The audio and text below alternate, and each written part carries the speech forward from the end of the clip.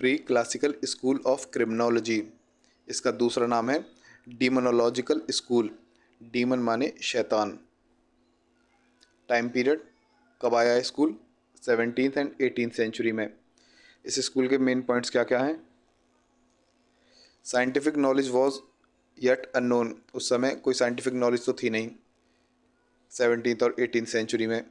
General belief, आम धारणा क्या थी? आम धारणा थी कि man commits are wrongful act not because of his own free will but due to the influence of some external spirit called demon और डेविल। यह आम धारणा थी कि कोई भी व्यक्ति गलत कार्य अपनी स्वयं की मर्जी से नहीं करता, बल्कि किसी एक्सटर्नल स्पिरिट, किसी बाहरी आत्मा के प्रभाव में आकर करता है।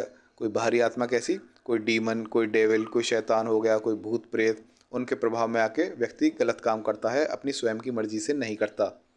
No attempt was made to probe in to the real causes of crime. उस समय क्राइम के, अपराध के असली कारणों को जानने का कोई अटेम्प्ट नहीं किया जाता था, कोई प्रयास नहीं किया जाता था।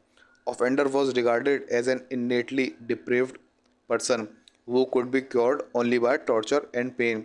कोई भी ऑफेंडर होता था, क्राइम करने वाला जो होता था, अपराधी, वह माना जाता था कि वह जन्मजात दुष्ट व्यक्ति है और उसको केवल टॉर्चर और पेन से ही सही किया जाएगा। अब ये मानते थे कि किसी भूत प्रेत के प्रभाव में आके उसने गलत कार्य किया है, तो वे कहते थे चलो इसका भूत उतारते हैं, उसको टॉर्चर और पेन करते हैं, इसमें डंडे बजाते हैं, यह सही हो जाएगा। कॉमन बिलीफ क्या था? When the human agency fails, recourse to divine means of proof becomes most inevitable to determine guilt or innocence. Divine forces would intervene to protect the innocent and punish the guilty. Example, holding metal, hot metal or being immersed in water.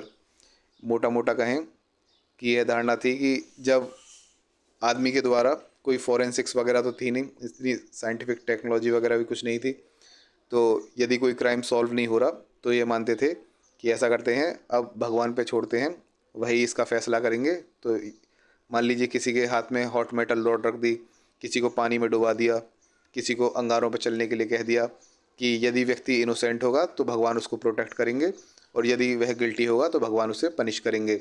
ऐसे फैसले होते थे कि कौन guilty है और कौन innocent है। मोटा मोटा ये है आपका डेमोनोलॉजिकल स्कूल या फिर प्री क्लासिकल स्कूल भी कह सकते हैं। फुल कोर्स जो है आपको क्रिमिनोलॉजी का, वह मिल जाएगा वेबसाइट www.dcllb.com पर। फुल कोर्स में आपको क्रिमिनोलॉजी के सभी टॉपिक्स की वीडियोस मिलेंगी और नोट्स की PDF फाइल मिलेगी। आप इंटरेस्टेड हो तो ले सकते हैं।